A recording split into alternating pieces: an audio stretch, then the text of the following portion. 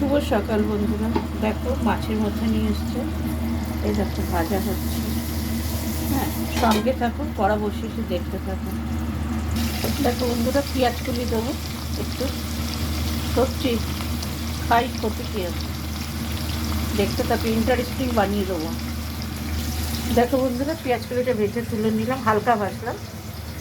ওই তেলের মধ্যেই দিলাম শুকনো লঙ্কা, তেজপাতা। ঠিক আছে, এবার একটু পেঁয়াজ দিচ্ছি বন্ধুরা।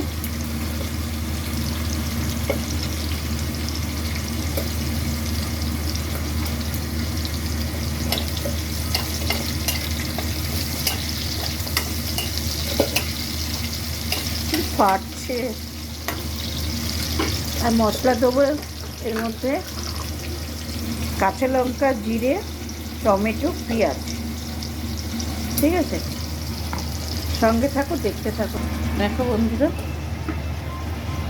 একটু আদা দিলাম,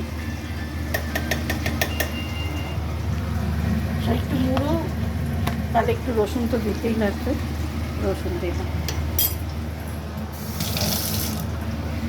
এবার মশলাটাকে ভালো করে কষাতে হবে বন্ধুরা, যত কষাবে তত টেস্ট বাড়বে।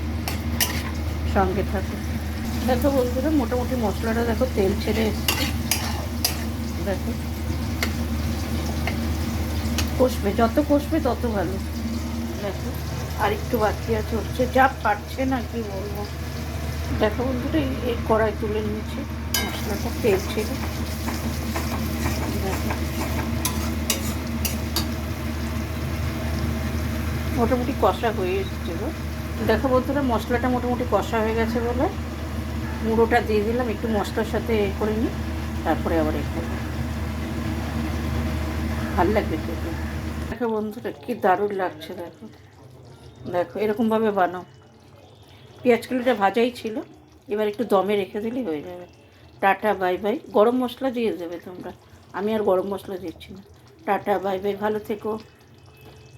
লাইক কমেন্ট শেয়ার করো বন্ধুরা। আর যারা দেখতে পছন্দ করো দেখো না, কিন্তু কমেন্ট করো না প্লিজ।